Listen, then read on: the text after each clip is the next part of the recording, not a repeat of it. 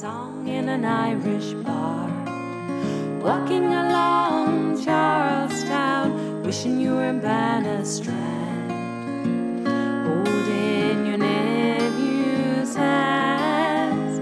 We walked along the waterfront, up Bunker down on Main. We met at the monument where everyone knew our names. Our first kiss on 40 flights, our friends on the stoop on summer nights. The church door was always open as the bells rang out for you and me, for all to see on our wedding day. There's an immigrant soul under the southern star. Good evening. Welcome to Charlestown Live. I'm Billy Boyle, your host for this evening program. Before we get started, I'd like to thank the people that make this program possible. First of all, I want to thank our partner, Charlestown Against Drugs, Chad, and our sponsors, Partners Healthcare, including the MGH Hospital, the MGH Institute of Health Professionals, the MGH at the Charlestown Navy Yard, the Spalding Rehab Hospital, and the MGH SHARP program. I have a few announcements tonight. All these events are coming up over the weekend. The Bunker Hill Day Parade Committee would like to announce they're having a meat raffle Sunday at 1 o'clock at the Knights of Columbus Hall, and all the proceeds will be going towards the parade, Bunker Hill Day Parade. If you need any information about it, you can call Danny Doc Sheehan at 617-242-0180. 617-242-0180. Also, tomorrow night at the Working Theater, October 3rd, the Charlestown Working Theater, we will hold a season lunch celebration at the theater on Bunker Hill Street, 7 to 8:30. Find out about the upcoming performances, workshops, readings, and other events scheduled for the season. Enjoy a tour of the theater, refreshments, and get a chance to win a season pass. All this and much more. As you know, we've been announcing the Stroll for Hope, which is coming up on October 26th, and it's going to be a cancer walk. Will take place on that Sunday at 10 a.m. starting at the Knights of Columbus Hall, and the registration is 8 a.m. It's going to be the 2.5-mile stroll and will take place in Charlestown. Walkers, babies, carriages, bicycles, wheelchairs, and dogs on leashes are invited.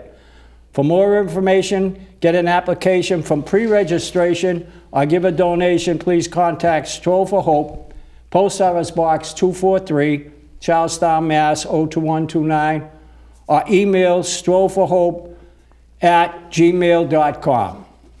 All right? Now, leading into our program for this evening, as you know, we have a very special, I got two special guests tonight for me.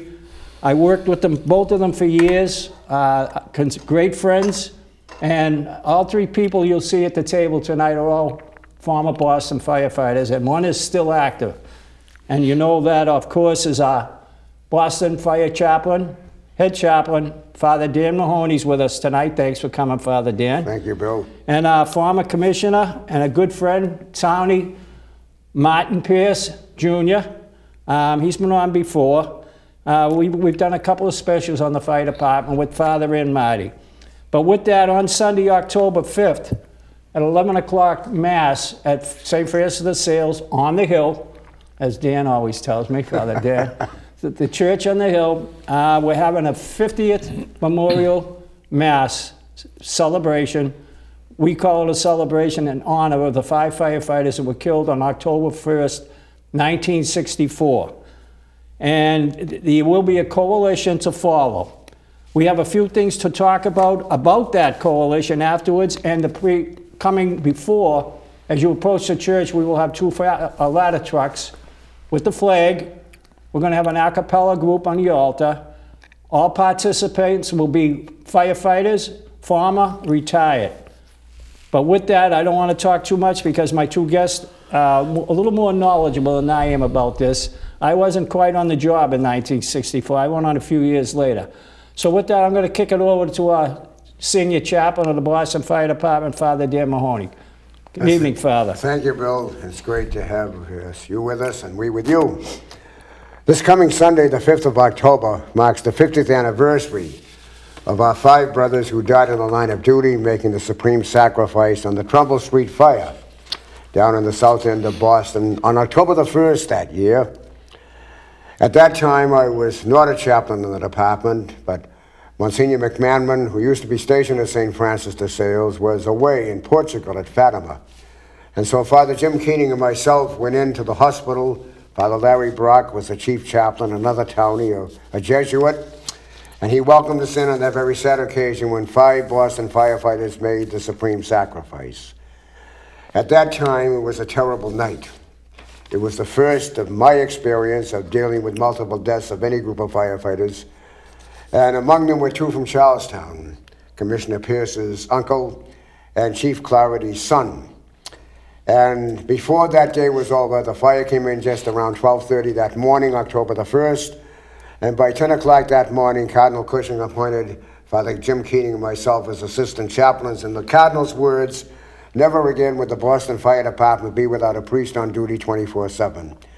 And in all the years since then, but as I think back on my first day on the job, as we call it in the fire service, was truly a tragic day. And here we are 50 years later planning this anniversary Mass on this coming Sunday. You know, it's amazing. It seems like when there's a major tragedy in the fire, almost like the Vendome, there's always Charlestown guys involved. Right. Because the town is a town of firefighters. Family handed down. Down through the years, Bill. Yeah. Down through the years. Grandfathers, Your fathers. Commissioner. Yep. And it's just between the police, post office, fire, and Longshore, it's a hard-working community, and they take pride in their veterans, firefighters, and their cops, and It's a great union community, Bill. And I know our commissioner, he had a relative killed at the night at that fire, so I'd like to have Marty say a few things about the. Marty, you weren't on the job. You were like me. You went on a couple of years after. Yeah, the fire, as Father Mahoney referred to it, was on October 1st, 1964. I went on in 1969, February of 69, and was appointed in the South End and enjoyed every day on the job. Helping people in their time of need is always a great vocation for anyone going on the job. We have a class, there's a class in there now of 63 probationaries who will be firefighters after their drill school is completed. And that's the one constant that remains, is the type of man or woman that you get that wants this job. And when I look back at my uncle back in '64, that was certainly painful that night for all of us. My father was called out, unknown to us, and responded to the fire and to the hospital as the president of the union. And while he was gone, fire alarm did make a call, and I happened to answer the phone, and they said, you know, I said, "Who's this?" They said, "Fire alarm." And they said that my father had responded to the fire, to the scene, as the union president, and unknown to me, he was responding for the identification of my uncle, my mother's brother, John Geswell. So the 5 of them that got killed that night was tragic. We've seen it happen.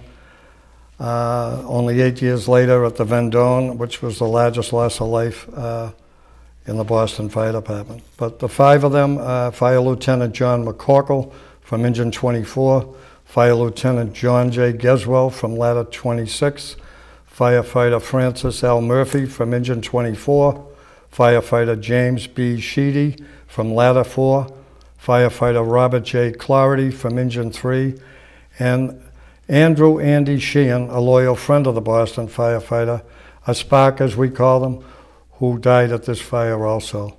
They'll always be remembered, always loved, and always with our respect. Is it a custom, Father, that on a line of death firefighters, a plaque be placed at firehouses?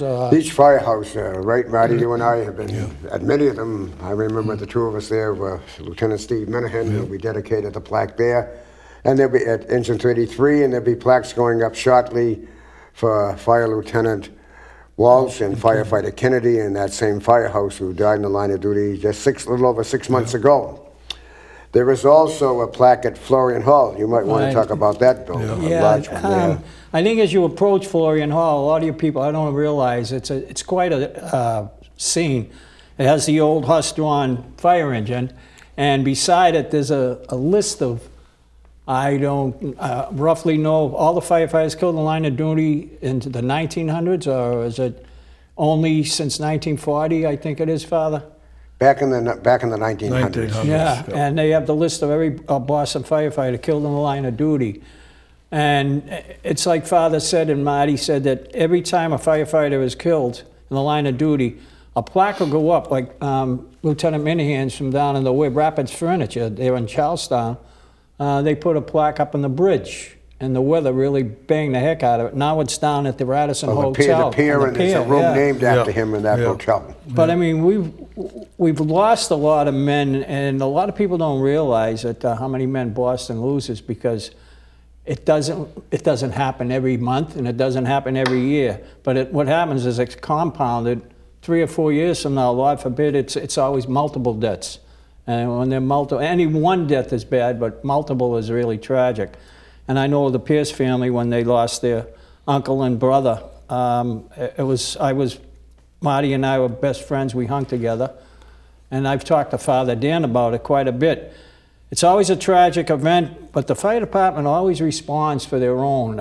It's amazing how they come together. And we had some pictures, and I was hoping maybe we can get a couple of them up on the screen. This is a live TV program. If you want to call in, 617-708-3290. We welcome your phone calls if you have any questions for our former commissioner and our chaplain. I don't know if we have any pictures, Dave. I thought we might have had a couple we could roll up. While you're saying that, Bill, there they are. Yeah, there's the... I think, Marty, you might know more about what happened that night. Was the wall collapsed when the ladders were going up on? Yeah, just as they were going through their firefighting operations, things happen suddenly without warning, and in this particular case, a scene that has been repeated in many fire departments where the wall comes down. They were operating on ground ladders and got trapped underneath the debris, and just a tough scene. I mean, there was quite a few hurt that night too. Also, yeah, there were 12 hurt at that particular fire. Yep. And they left 11 children. The 5 that got killed. So this is sort of a great end of 50 years. Oh, here's the ladders all bent. Yeah. Yeah. It's amazing. I mean, Boston Fire Department does great ladder work. They received it's amazing to say it, back in the 80s or 70s, I think you might have been a commission, Marty, they were bragging about how Boston does the ladder work is phenomenal for fires. Surround the building, the back alleys, everything. There's fires for the guys to get out. A lot of people ask me, why they got a fire up on a ladder on the 2nd floor when the fire's on the 3rd and 4th? I says, because firefighters need a way to get out. The stairs might be blocked. Those are exits for the firefighters. But I guess when I was talking to Marty, he said that all those ladders, it's bent, all those ladders were up on the side, are all down. The building collapsed on them and the guys were on them. I think this was a narrow location too, where they had to raise the ladders. There wasn't a lot of room there, but... it was almost like an alleyway. Yeah. Was it Trumbull Street is not Trumbull Street no more, right? It's been redeveloped. The street is gone. It's been redeveloped in new names. Where was about the location is that? Between East Canton and East Brookline, running parallel there to Washington, between Washington and Fremont. Oh, there's a good picture of the funeral at the Holy Cross, I mean at the Cathedral of the Holy Cross. Was Cardinal Cushing? Cardinal Cushing said the Mass that day. He gave an inspiring homily. And that's the first time he used the words, which we've all picked up since then, Boston firefighters are the bravest of the brave. And they had all 5 caskets in the church at the time, too. Right. That's I don't know the Ben Domai. Did we do the 9 at the cathedral? Yeah, and then we did. Yeah, we did. That was a touching ceremony. I was a pallbearer for Jameson at that one. But the fire department always turns out the members. Yeah, those are awesome. You hate to say they were awesome pictures, but I mean, it just shows the respect the the comradeship at the brotherhood of the fire department. It's just amazing. And the union plays a big role in this with the administration of the department and the city and the local and state officials. It's almost like a liturgy. It's a ritual that the fire service has when they bring the caskets into the church. And before that, just recently, from the time a firefighter is fallen in the line of duty, from that moment when he's removed, when his body is removed from the scene of the fire, until he's buried in the ground at the cemetery lot, there is a Boston firefighter with that body 24/7. In the funeral homes, at the wakes, and in the off hours, in the dark hours of the night. We never leave our own alone. We always respect our fallen brothers. And after firefighter Michael Kennedy's funeral last March at Holy Name, West Roxbury, a lieutenant from the Indianapolis Fire Department came up to me and he says, "Nobody does it as beautiful as Boston." Right. Yeah. And you know, when you think back on that, unfortunately, it's because we have too much practice. Yeah. We do it all the time. It just seems like, you know, we'll go now and we just buried the other two guys recently, and we go along and all of a sudden, bang, it happens again, and we're back in the same situation. But that nothing changes. The fire department, it seems that they even get better at what they do. You know, I mean, Boston's a proud fire department. I was very proud to serve, and like Marty said, it was the greatest job in the world. I don't know why a young man wouldn't want to be on it, because I found it to be a rewarding. You know, Bill, we call it a job. That's what we call it. You know, people don't understand that, but it's the job. And it's more than a job, it's a profession. Excuse me, we got a phone call. Hi, caller. Hi there, Billy. How are you tonight? Hi, Father. God bless you. Gene Talkman. And Marty, was this fire the one that was during Fire Prevention Week? Was that when this happened? It was around Fire Prevention It was around then. Because I was dating Bob Gray. Do you remember Bob was a Spark? He was a photographer and a Spark, and his father also was a Sparky. And we were over at the Common during Fire Prevention Week, and I looked up down to Beacon Street Way, and I see this huge ball of smoke, and I said, "Bob, that's a working fire down the street." Well, I got to tell you, the Common cleared out in no time flat, and we all went down to the real fire, you know. You couldn't be in better hands with the Boston firefighter, Charlestown firefighter. They're sweet, kind, the best people to deal with. I had, who was a firefighter, John Reynolds, but not from Charlestown, and my father and my grandfather and his son, John, my father's brother, were police in Charlestown. You couldn't be in better hands. God bless all of you. Have a good evening. This is so interesting. I'm going to hang up and listen to more. Bye-bye. Thank you. Thanks, Gene. Yeah. It's true. You know, and you hate to say it, but the people sort of respect us every time there's a tragedy. It just seems it just compounds. But, you know, part of it is we just said it's a job, it's a profession, but it's even more than that. Firefighting, especially in Boston, is a ministry.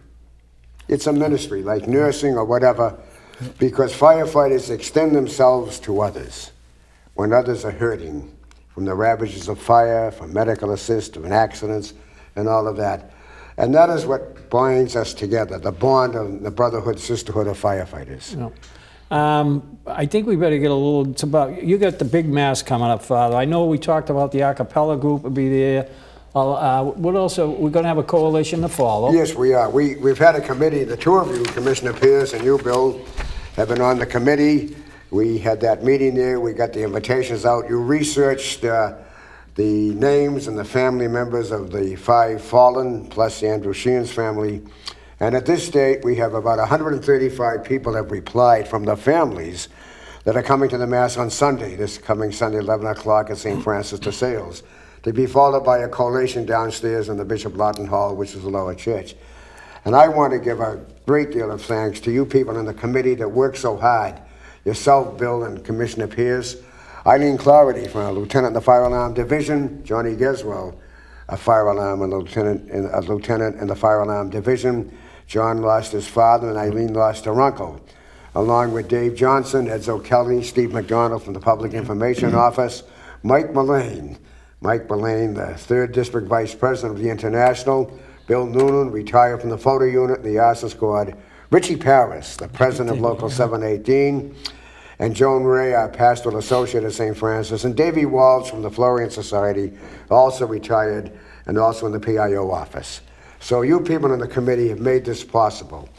Together with the parish staff and the choir and the a cappella group, as you mentioned, Bill, and the St. Florian Society that will serve the Mass, and you people as lectors, you're doing the first reading, I think, and Chief John Ellis is doing the second reading, and Firefighter Dick McKinnon is doing the Prayer of the Faithful. And it's all particularly geared to the memory and the honor of our 5 fallen brothers and Andy Sheehan, a loyal friend of all of us. Now, they had it, we had it 25th. We did. We did. And it was at St. Francis again. It was at St. Francis. I think we got more. I said to Father coming over, and Marty, I said, we seem to have a bigger response 50 years than we did at 25. I don't know we what do, and I give you people, the committee, credit for researching the families of the deceased. We were able to reach out to all of them, and all of them responded.